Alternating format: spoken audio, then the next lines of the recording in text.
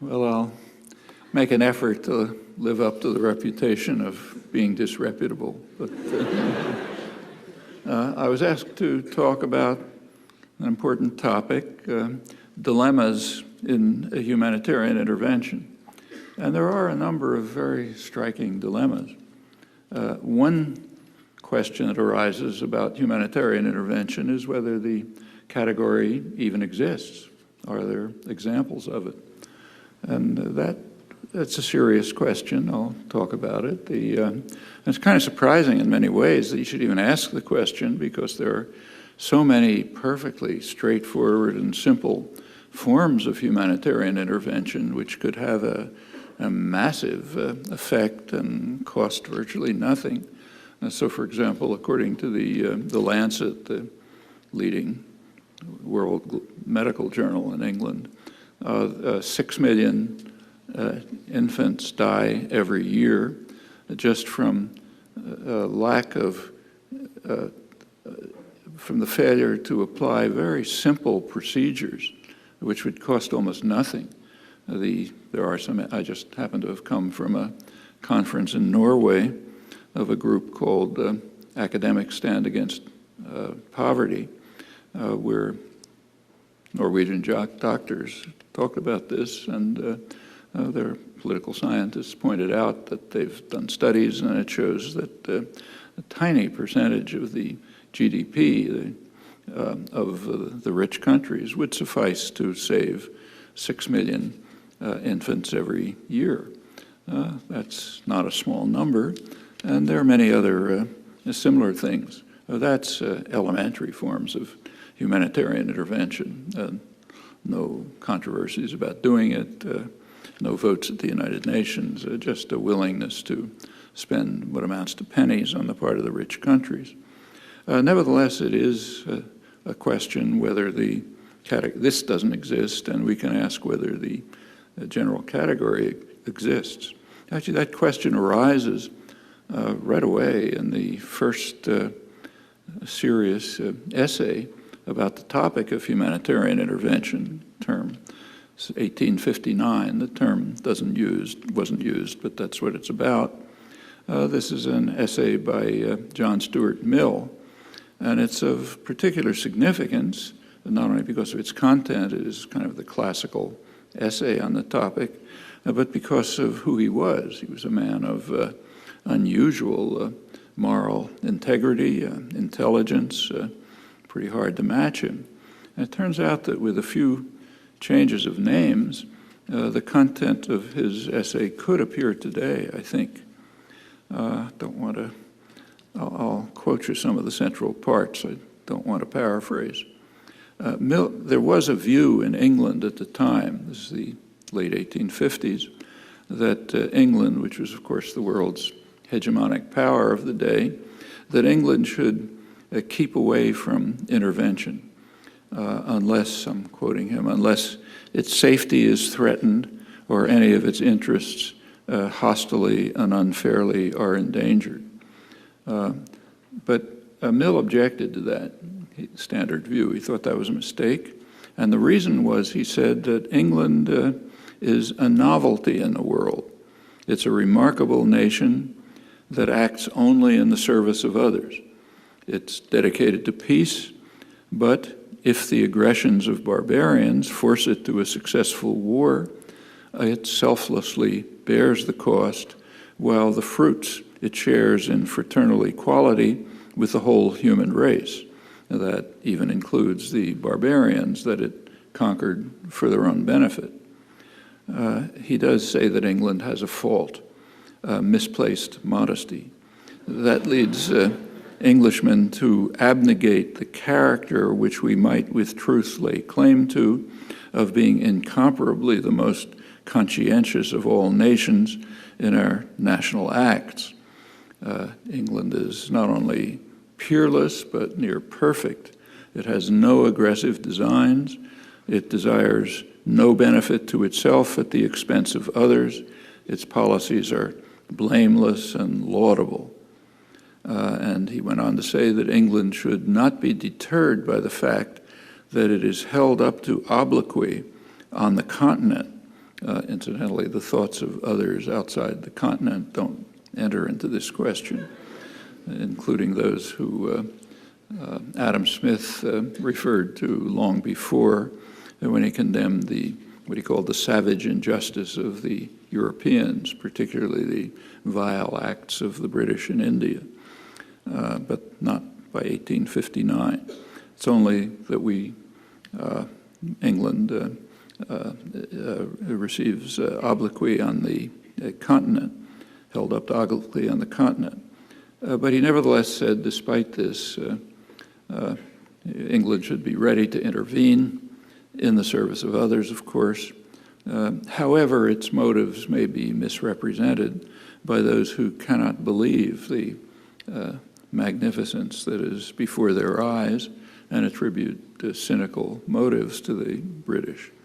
He's a great philosopher. He went in to study the criteria for intervention, and he said it's permissible when dealing with barbarians, those with a low degree of civilization, whose minds are not capable of comprehending rules, let alone observing them.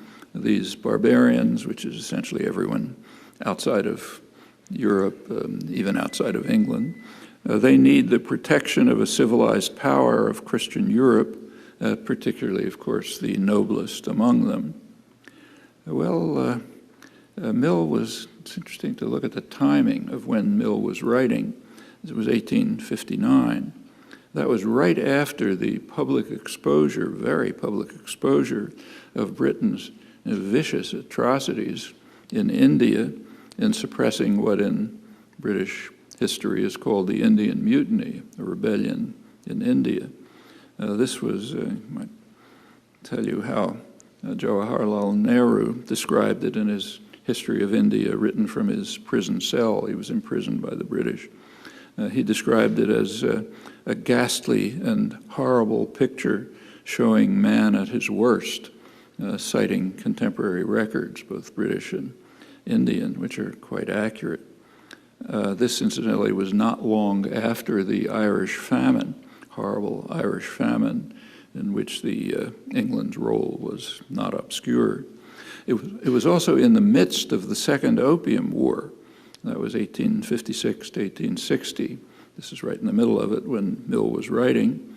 And that had its own horrors, bombardment and deliberate burning down of thousands of houses in densely settled Canton, for example, with many killed.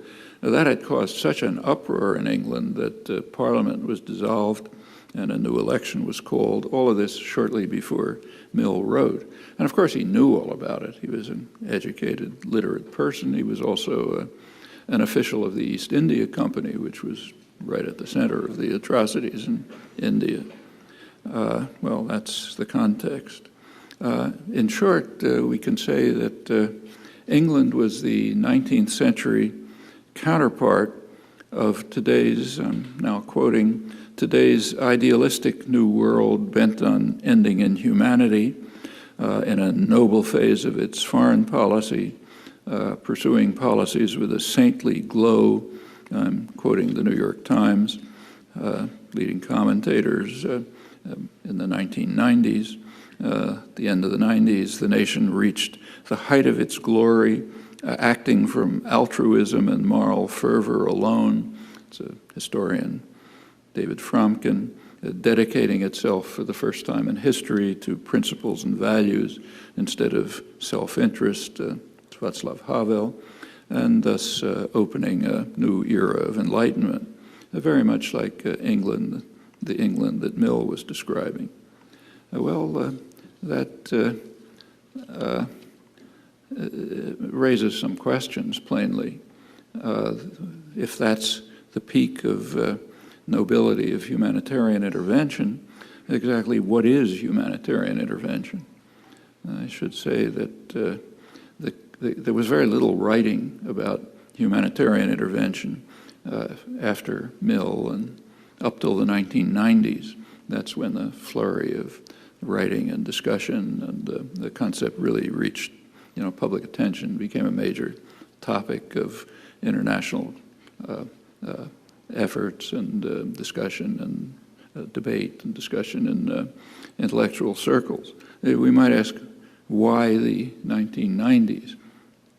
Well, a cynic might have an answer, and being disreputable, I tend to think that the cynical answer is correct. Now, there were plenty of interventions before 1990, but they always had a pretext, reflexive pretext. Whatever the circumstances, they were defense against the hideous enemy, the monolithic and ruthless conspiracy aiming to take over the world, John F. Kennedy's description. And of course, to defend ourselves against that and defend civilization against that, it was necessary to carry out interventions which killed millions of people, destroyed countries, and overthrew democratic governments, and so on. I won't run through it. But by 1990, that pretext was gone. The ruthless conspiracy had disappeared, so the cynic would say some new pretext is needed for intervention. And in fact, policies didn't change after 1990 in quite interesting ways. If anyone wants to understand the Cold War, the obvious place to look is what happened right after the fall of the Berlin Wall, when all of the pretexts for U.S. Actions in the so-called Third World, which is where the Cold War was fought, all of them disappeared. So what happened after 1989, after the fall of the wall? Well, one obvious question is what happened to NATO? NATO was established with the official reason was to defend Western Europe from the Russian hordes. 1989, no more Russian hordes. So what happens to NATO? Anyone who believed any of the propaganda of the preceding 50 years would have expected NATO to be dissolved. No more hordes coming. What happened is the opposite. It expanded in violation of promises to Gorbachev. Gorbachev had agreed to the unification of Germany and incorporation in a Western military alliance, which is quite a concession if you look at history. Germany alone had virtually destroyed Russia several times in the century, but he was agreeing to letting it join a Western military alliance on a condition. The condition was that NATO would not expand 1 inch to the east. That was the phrase used by President Bush and Secretary of State Baker. Well, that meant it wouldn't extend to eastern Germany. NATO immediately expanded to eastern Germany, then farther east. By now, Gorbachev, incidentally, was furious, but when he brought this up, James Baker and Bush pointed out to him that these were only gentlemen's agreements. They had been very careful never to put it on paper. And if he was stupid enough to believe a promise by Western diplomats, that's his problem. Anyway, NATO expanded to the east, then it expanded further. It's by now a global US-run intervention force. Its official task, is to guard the global energy system, pipelines, naval lanes, sea lanes, and so on. And in general, to act as a global US intervention force. Well, that's NATO. What about US policy itself? Well, there was an intervention right after the fall of the Berlin Wall. The US invaded Panama. It killed probably a couple thousand people, instituted a puppet government. The goal was to kidnap a minor thug who had stopped following orders. He had been a loyal killer and murderer, but he was getting out of line, so the U.S. invaded. Kind of a footnote to history. It's so common. It was a little different because it had a new pretext.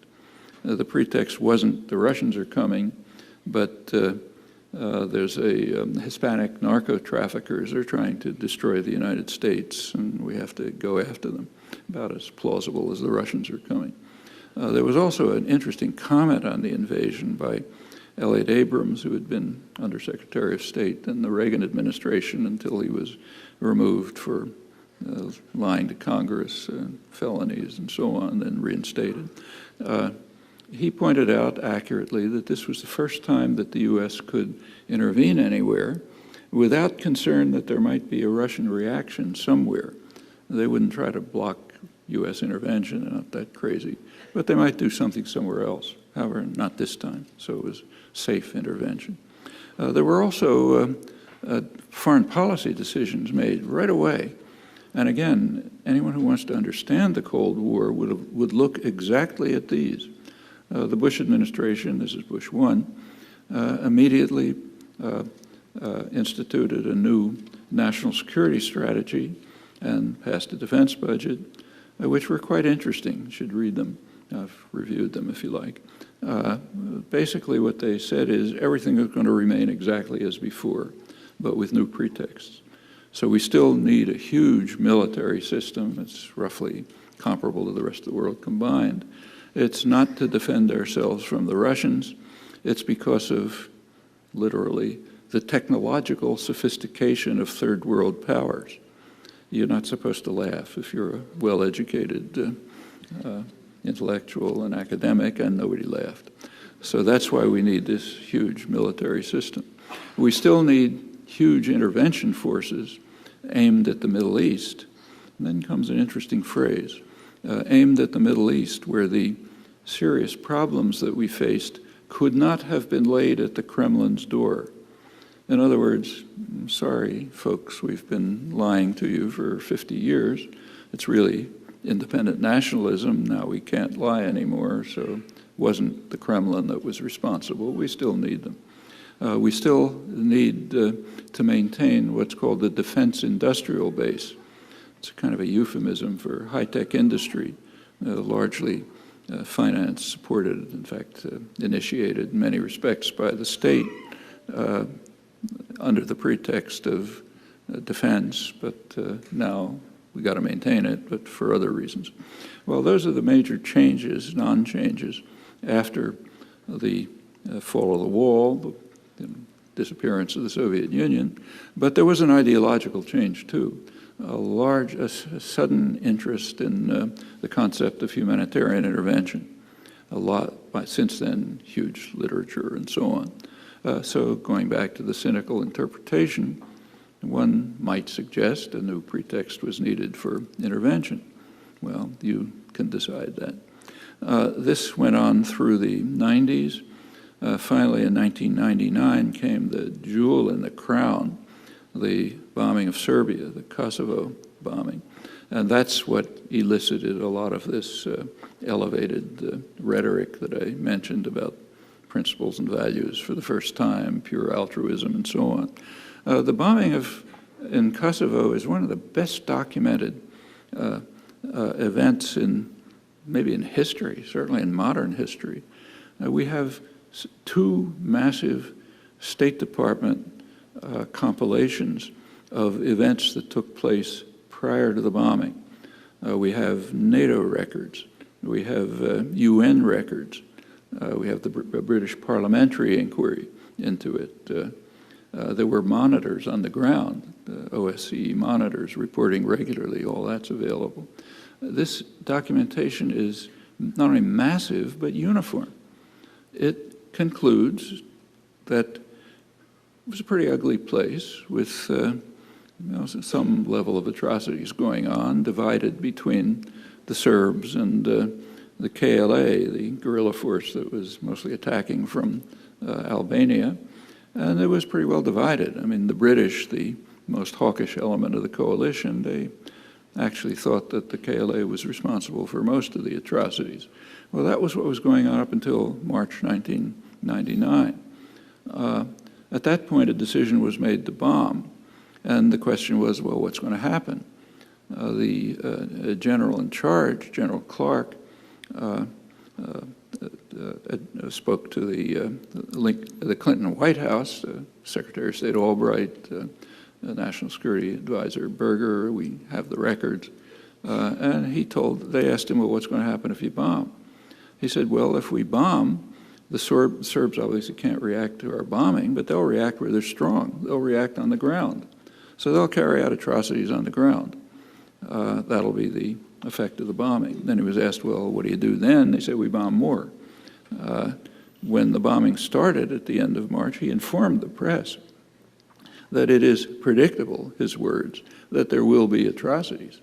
Yes, for the reason that he mentioned. And indeed there were. The bombing started about a week after the UN registered its first refugees. Then there were a lot of people, there was ethnic cleansing, people driven out, plenty of atrocities. Milosevic, Serb prime minister, was brought to the International Criminal Court. He was indicted right in the middle of the war. If you look at the indictment, every charge but one has to do with post-bombing atrocities. Well, that's not the proper story. So it's been inverted. If you look at the literature on the subject, academic journalism, it turns out that the U.S. and NATO bombed in order to prevent just to put an end to the ethnic cleansing that was going on. So it was a wonderful humanitarian intervention, pure altruism, and so on and so forth. Well, I'll leave that as it stands. It was not accepted that way in the Third World. In fact, it was bitterly condemned in most of the world outside of Europe. The governments of the South, as it's called, there was bitterly condemned, and jointly there's what they called the so-called right of humanitarian intervention, which they described as just a new version of imperialism. That's most of the world. And that continued right through the following years, same attitude. At that point, a new concept was developed. Apparently humanitarian intervention wasn't going to work, so we needed a new concept. That's what's called responsibility to protect, R2P, it's called, big thing in international affairs literature. Now, R2P is quite interesting. There's two versions of it. One version was accepted by the United Nations General Assembly in 2005. It passed a responsibility to protect resolution, and virtually every country signed it. The same countries that condemned the so-called right of humanitarian intervention. The reason's pretty straightforward. If you read it, it's almost entirely innocuous. It just repeats positions already taken, with slightly more emphasis on the need for the responsibility of countries to protect their own populations. But essentially nothing new. That's one version. That's the version that's referred to when you read that the whole world accepts the responsibility to protect. There's another version, a Western version. It's discussed and it's developed in a commission study run by Gareth Evans, former Australian Prime Minister, the Evans Commission. They came out with a long report which discussed the responsibility to protect, and that's the one that's actually applied. It's very much like the World Resolution with one crucial distinction. It provides for NATO and NATO alone to intervene freely anywhere without authorization from the Security Council. Now, it doesn't put it in those words. What it says is, if the Security Council cannot agree on to authorize intervention, then regional groupings can act on their own within the region of their authority, subject to later approval or non-approval by the Security Council. Well, there's only one regional grouping that can do that. Not the Association of Southeast Asian Nations. The one regional grouping that can do it is NATO, and their the region of their authority is whatever they say, the world, for example. So in effect, that means responsibility to protect comes down to granting NATO, meaning the US, Britain, maybe some followers, the right to use military force at will. Of course, the world doesn't accept that. But in Western doctrine, that's the responsibility to protect. And it's justified by the claim that the whole world accepts it, as you can see by looking at the General Assembly resolution, which is the same except for barring this provision. Well, that's more on humanitarian intervention. As the literature expanded in the 90s, scholarship expanded with it, with scholarly studies of humanitarian intervention, and they're interesting to read. One of the main ones is by Sean Murphy, a major book, scholarly study on humanitarian intervention. He works pretty hard to try to find examples, and he doesn't find many. In fact, the ones he finds are kind of interesting. So between the two world wars, literally between the Kellogg-Briand Pact, which outlawed war, and World War II, he finds three examples of humanitarian intervention. One was the Italian invasion of Ethiopia. The second was the Japanese invasion of Manchuria and North China. And the third was Hitler's takeover of parts of Czechoslovakia. Now, of course, he doesn't mean to say that these were, in fact, humanitarian interventions. What he means to say is they had all the usual properties of humanitarian intervention. They were kind of like Mill, or what I read from the 1990s. They were, the people who carried the declarations were just suffused with the most humanitarian, noble rhetoric. So therefore, they were humanitarian interventions. Mussolini was going to Christianize the pagans. The Japanese were going to bring an earthly paradise to the people they were slaughtering. Hitler was going to end ethnic conflicts, bring the benefits of a superior civilization to this troubled region. And furthermore, in some of these cases, at least, there's pretty good reason to believe that they meant it. We have very good records on, especially on the Japanese conquests. I actually wrote about them 45 years ago. The Rand Corporation released a massive set of records on a Japanese counterinsurgency doctrine. Wrote an article, if you want to look at it, just reviewing a lot of them. And it's internal discussion, and there's every reason to believe it was sincere. They really convinced themselves that they were sacrificing themselves, just like Mill, sacrificing themselves for the benefit of the poor Chinese, protecting them from Chinese bandits, bringing about an earthly paradise. They were sacrificing blood and money and so on. It was utterly noble, just like everything we're familiar with in the West. And it's possible that maybe Hitler believed the same thing, and maybe Mussolini. Well, those are the cases he could find of humanitarian intervention. There are cases where intervention has had benevolent effects, that's for sure. Since the Second World War, there are two major examples, both in the 1970s.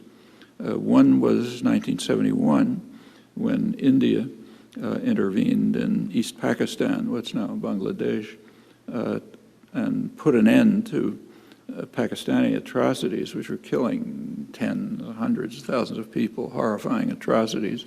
India intervened and put an end to it, and East Pakistan separated from West Pakistan. It's now Bangladesh. Now, that was a case that really did have major humanitarian benign effects. Nobody calls it humanitarian intervention because that wasn't India's goal. They had their own power reasons, but that was the effect. The other major example was 1979, when Vietnam invaded Cambodia and drove out the Khmer Rouge, put an end to Pol Pot's crimes just at the point where they were peaking.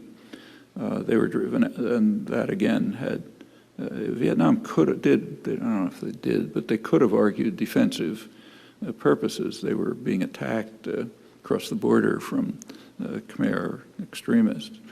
Anyhow, that's a second case that had massive benign effects. Neither of these figures in the literature on humanitarian intervention, and there are two reasons. One reason is wrong agency. They did it, we didn't do it, so therefore it doesn't count. The second and more powerful reason is that the U.S. was bitterly opposed to both of these interventions and at once moved to punish the perpetrators. Sent an aircraft carrier to the Bay of Bengal, threatened India with sanctions, extremely angry at them for doing this. In the case of Vietnam and Cambodia, the Vietnamese were instantly condemned as, the Prussians of Asia, and the worst gangsters ever. The U.S. immediately turned to support of the Khmer Rouge, military and diplomatic support, backed their position at the United Nations, began to arm them, train them, and in fact openly supported a Chinese invasion to punish the Vietnamese for the crime of ending Pol Pot's atrocities. All on the record, nothing controversial about it, but kind of disappeared from history, to borrow the term of our Latin American clients when they get rid of people, disappear them. So you have to look to find it, but it's there. So obviously these couldn't have been humanitarian interventions, and they're not counted. I don't want to go on too long because I'd like to leave time for discussion, but let me just end by quoting one of the earliest decisions of the World Court, the International Court of Justice, shortly after it was formed. It was in 1949, and it was on a case of alleged humanitarian intervention. The court rejected the claim, denied the appeal, and said, the court can only regard the alleged right of intervention as the manifestation of a policy of force, such as has in the past given rise to most serious abuses, and such as cannot, whatever be the defects in international organization, find a place in international law. From the nature of things, intervention would be reserved for the most powerful states and might easily lead to perverting the administration of justice itself. I think those words ought to be seriously pondered when one thinks about what's called humanitarian intervention and the actions that are not taken that could be very simple humanitarian intervention. I'll leave it at that. Thanks.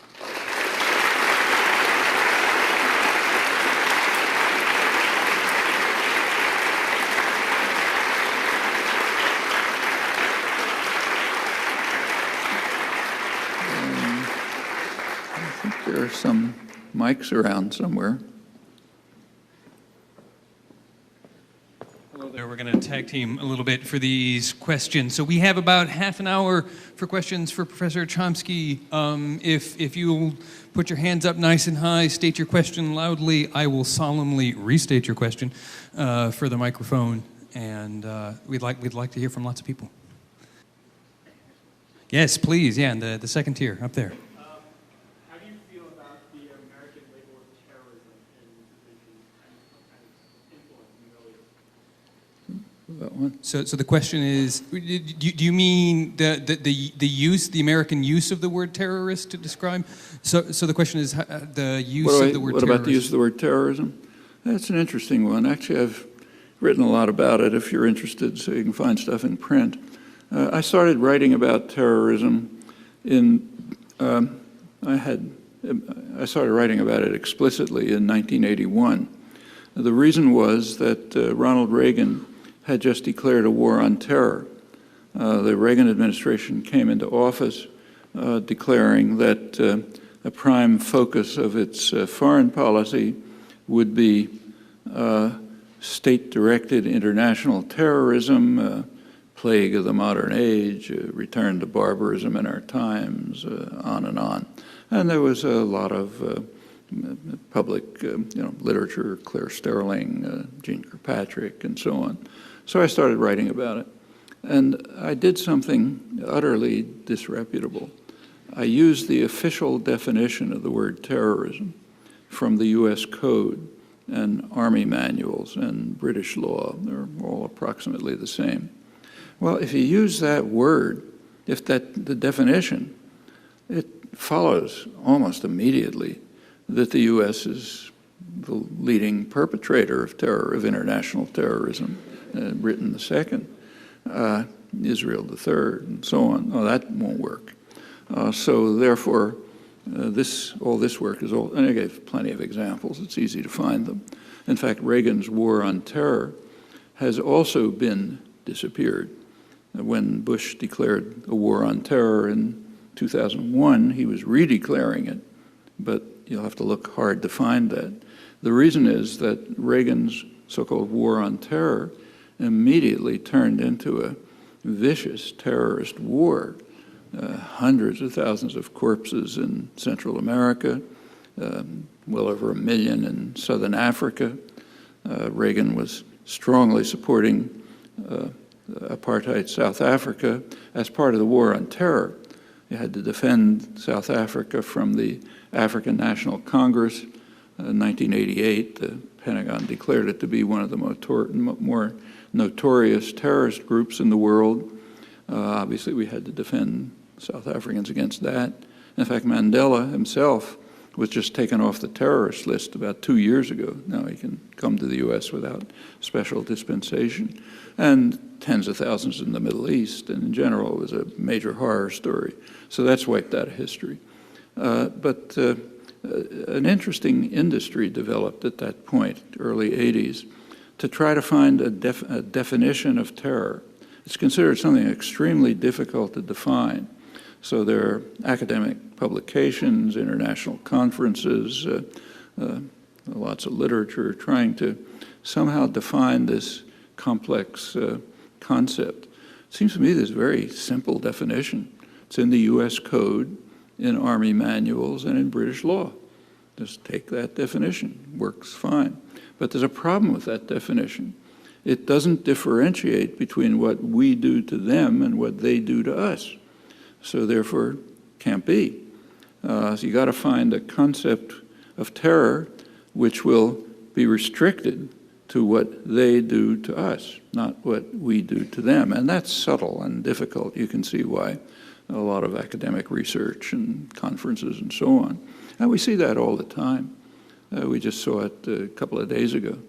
A couple of days ago, there was a commemoration of 9/11. Terrible, horrible terrorist act. Actually, in South America, it's called the second 9/11. The first 9/11 was September 11th, 1973.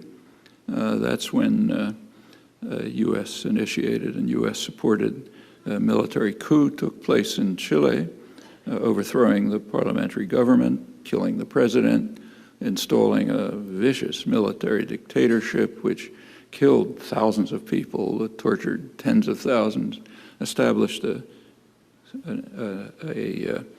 international terror center in Chile, which was conducting assassinations all over and helping overthrow governments, install similar monstrous regimes. Also brought in a bunch of economists, Chicago boys they're called, who very quickly drove the country into its worst recession, and one of the worst recessions in its history. Well, that's what happened on the first 9/11. By any dimension I can think of, it was much worse than the second 9/11. But that one's gone from history. Same reason. We did it to them. And, this just it runs through almost everything you look at. So what do I think about the concept of terrorism? I think there's a perfectly good concept, but it's unusual. It doesn't make the crucial distinction between our atrocities against them and their far lesser atrocities against us. And therefore, it's a big problem. How do you deal with that? Yeah, please, down here up front. What do you think of the call of intervention to Syrian Arab Republic? Right now it's dictator, a lot of human rights are being violated. That's what's being said. So what do you think of the European countries and America calling for, or actually just mainly European countries calling for intervention? So the question is, what does Professor Chomsky think about the question of intervention with specific reference to Syria? Syria? Well, nobody has suggested intervention in Syria, and there's a reason. The West is the only countries that can intervene are the powerful states. Okay, so the United States, the traditional imperial powers, There is an imperial triumvirate, Britain, the United States, and France. They're the traditional imperial powers throughout that whole region. And they could intervene, but they don't want to. For one thing, because they prefer Assad to the president to any likely alternative. So there's no question to answer. I mean, if they decided to intervene, we could decide whether it's the right thing to do. And that raises all kinds of questions, same kind of questions that trace back to John Stuart Mill. What's involved, what are the purposes, what are the likely consequences, and so on. But the questions just don't arise. Yes, please, right there, David. Can you give us some idea of what criteria we should use to determine what constitutes a humanitarian crisis?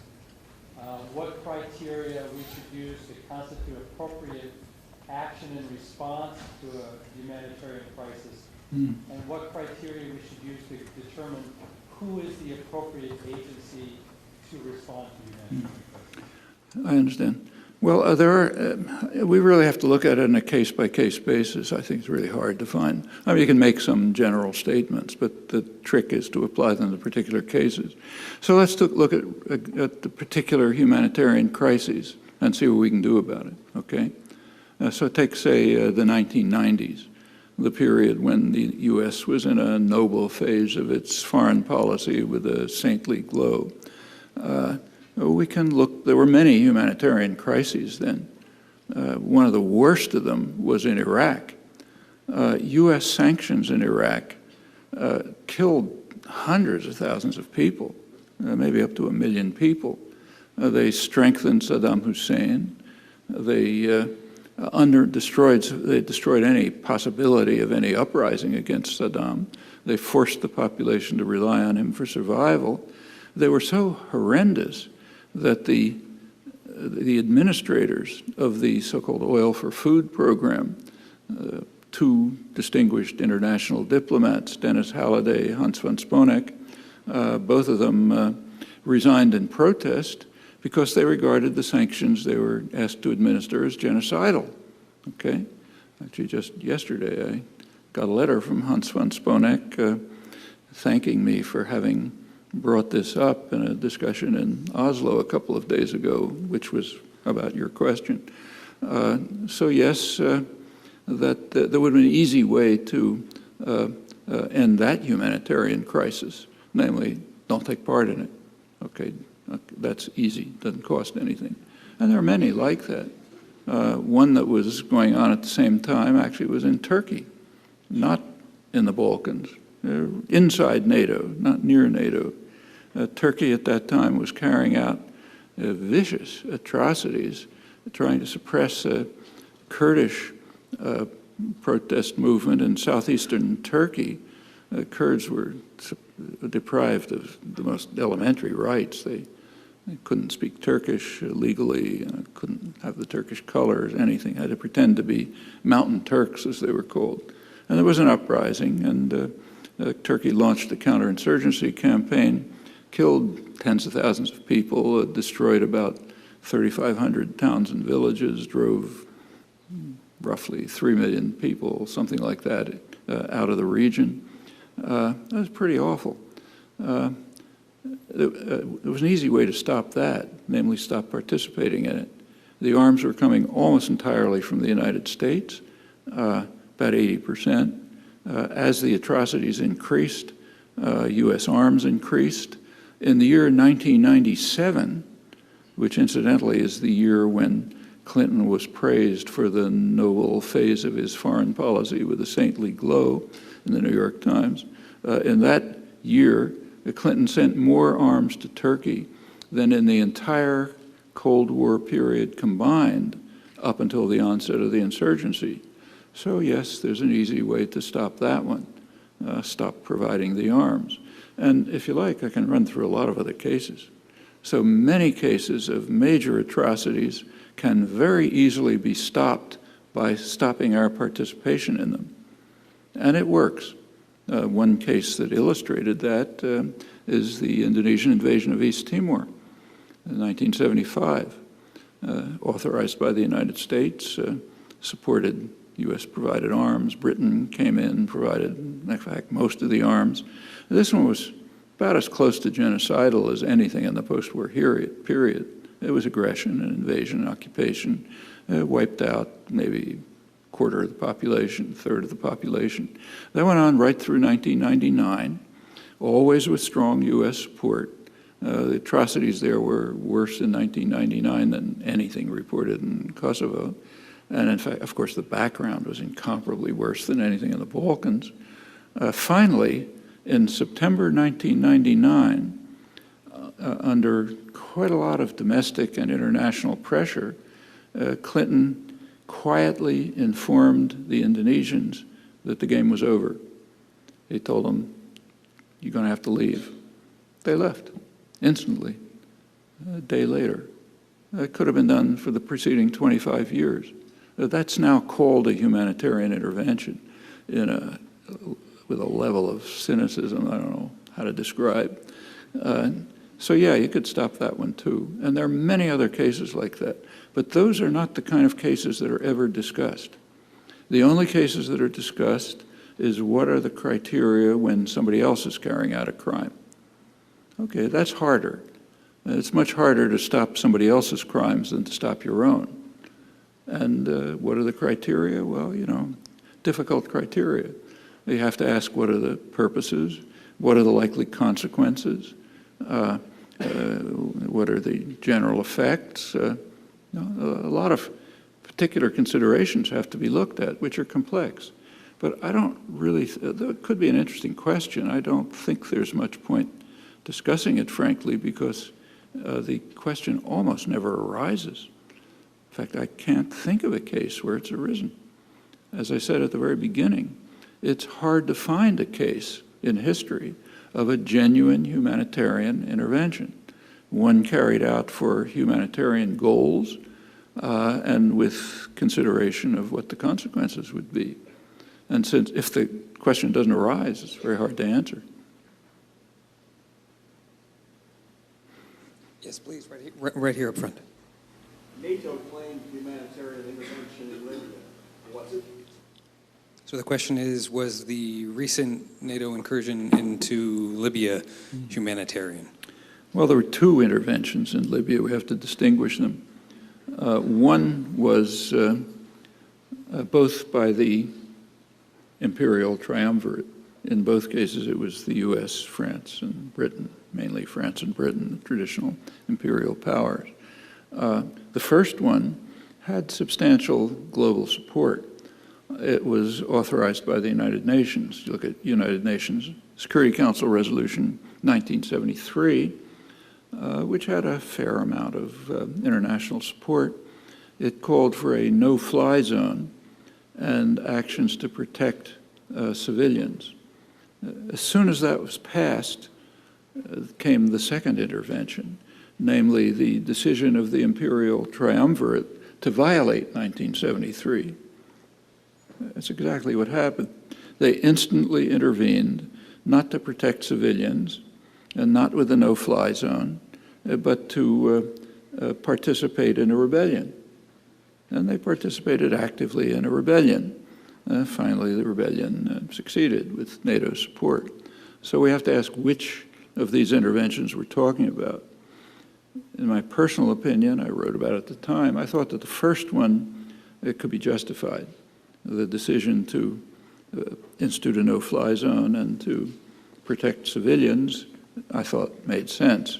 In particular, it prevented what might have been, we don't know, but it might have been a massacre in Benghazi. The second one is much more difficult. And in fact, it's worth noting that the second one did not receive global support. So the African Union opposed it. It's an African country. The so-called BRICS countries, developing countries, Brazil, Russia, India, China, South Africa, they strongly opposed it. They had a meeting in which they called for negotiations and diplomatic efforts, as did the African Union. Even within NATO, support was pretty tepid. Germany didn't participate at all, and other countries did to an extent.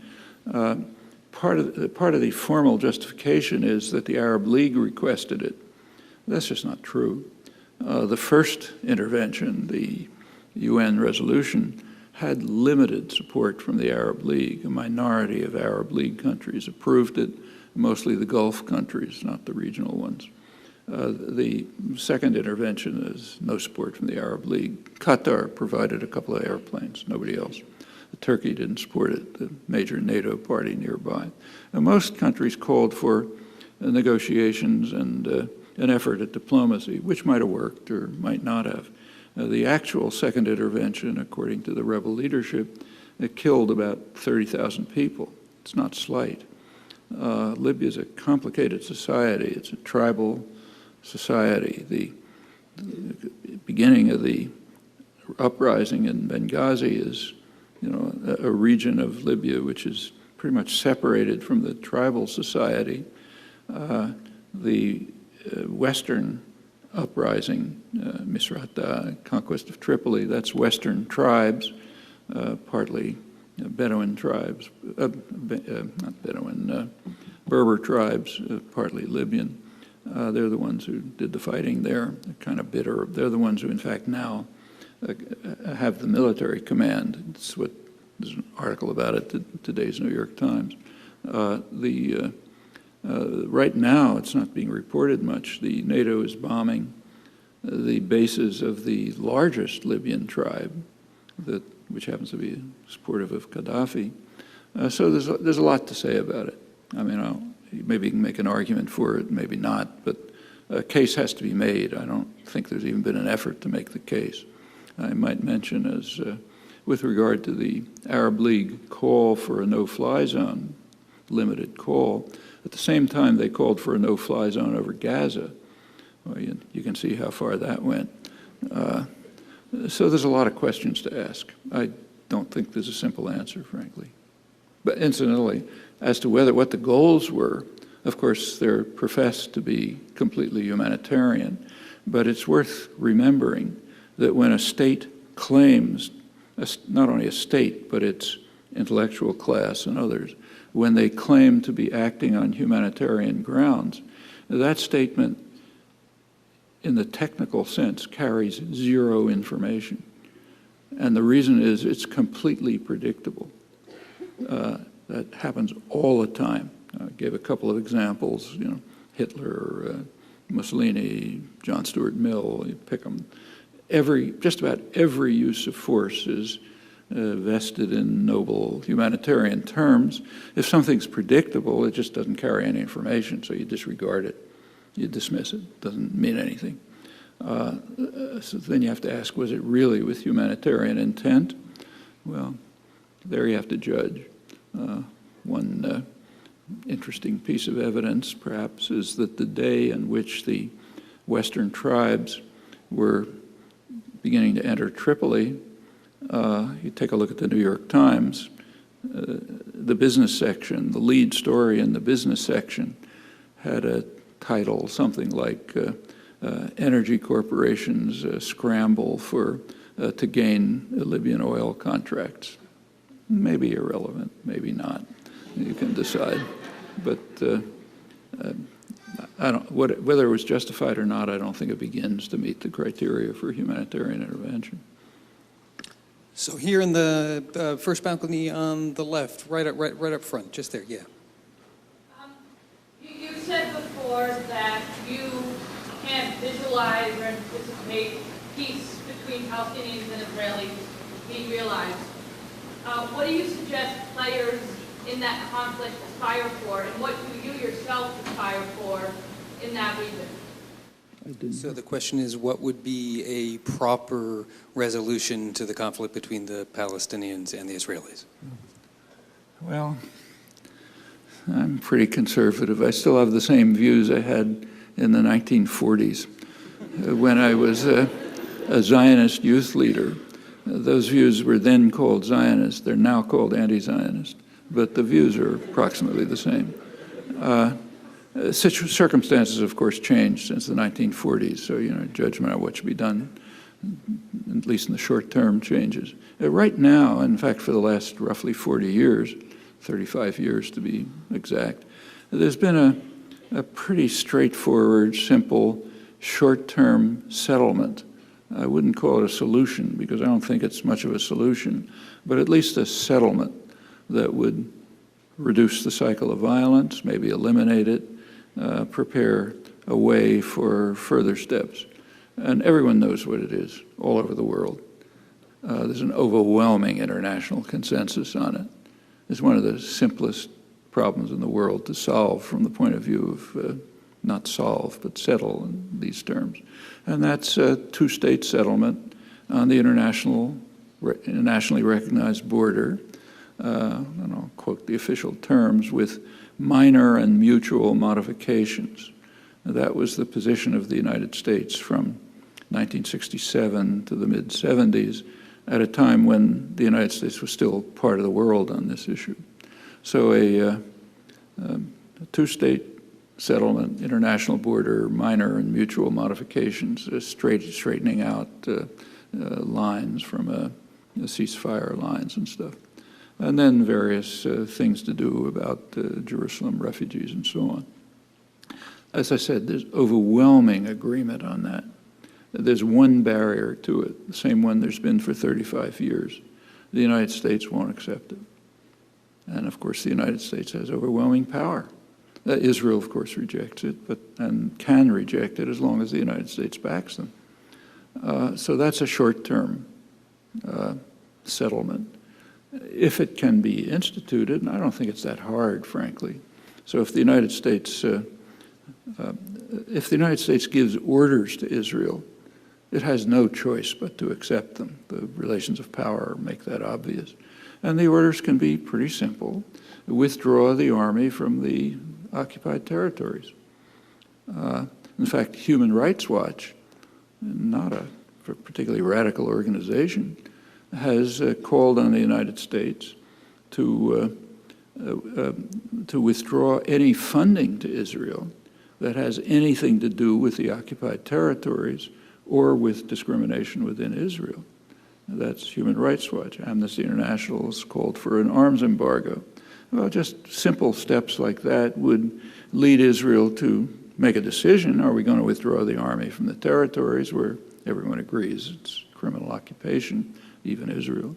Are we going to do that, or are we going to withdraw them, or are we going to stand alone against the world without the support of the United States? I'm pretty sure what they would do in that case. There have been similar cases before. Then what happens to the 500,000 settlers? Well, they have a choice too.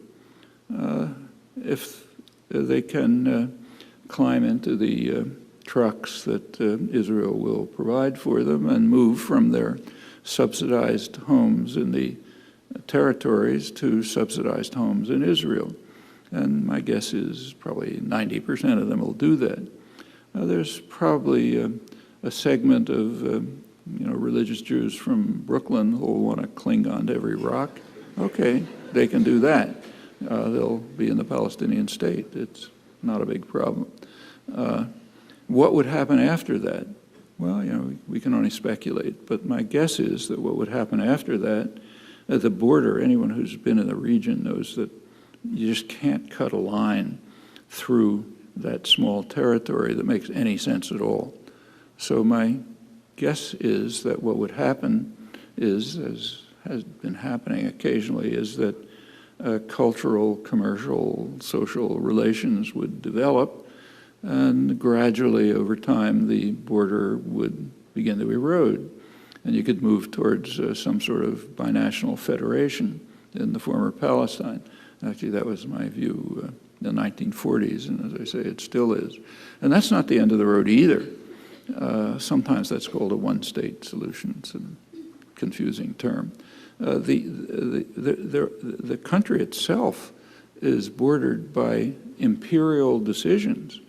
So the difference, Israel and Lebanon are separated by a border that makes no geographical or any other sense. It cuts right across the Galilee, and it was established by the British and the French for their own imperial purposes. I should say I My wife and I lived there for a little while back in the early 50s, and we were backpacking up there once, and we accidentally crossed into Lebanon. There was no marking of the border, and it was the same place. Some guy came by in a Jeep and yelled at us and told us to come back. But and that's the way it ought to be. There shouldn't be a border there. There should be a broader regional settlement which will integrate both societies into a broader system, and maybe that'll happen. And so it's in that context, and only in that context, that there might be some kind of a solution for the Palestinian refugees abroad. I don't see any other place. So I think those are directions that could be followed. They have to have a first step, which is accepting the international consensus. That's coming up in the UN in a week, in fact, and the US will again block it if it comes up, as it's been doing since it vetoed the first such resolution in 1976. That's under our control. You know, if this is the kind of, if you like, humanitarian action that can be taken if the American population compels the government to join the world on this.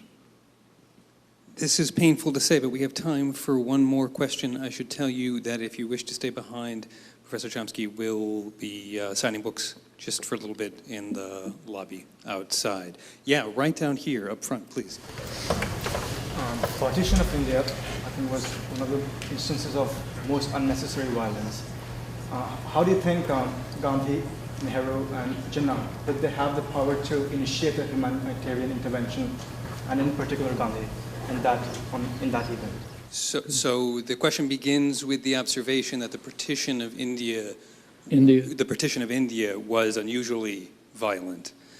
So the question that follows from that is whether the South Asian leaders of the time, and particularly Gandhi, could have mobilized the energies and forces to intervene in the midst of that generalized atrocity. Yeah, the partition of India was, of course, done by the British and for their own interests, not for the interests of the populations. And it was pretty horrible. Hundreds of thousands of people killed, maybe millions, huge emigration, awful consequences going right up to the present. Would anything else have been possible? I mean, yeah, I think other things could have been possible. It wouldn't just have been Gandhi. It had to be Nehru, Jinnah, others. With a more humane approach and without the British intervention, maybe something else could have been done. It didn't start in 1947. There's a long background of British support for Muslim nationalism as a weapon against the Hindu-based independence movement. Churchill, in particular, just despised the Indians, the Hindus, and he was. I mean, you read what he wrote about it; it's hair-raising. He, in fact, was substantially responsible for the last major famine in India, a huge famine in 1943 when there was plenty of food around, but he made sure it went to England so that they could have white bread in England instead of while they're starving in Bengal and so on. There's a good book about this that just came out by somebody named Mukherjee, an Indian historian. And that's part of the background for the partition. It didn't come from nowhere. Could it have been different? You know, I think you can think of ways it could have been different, but I should say that that's one of the problems, unlike the Israel-Palestine one, where it's really hard to think of a settlement, especially in Kashmir, which is the core of the conflict now. Not simple.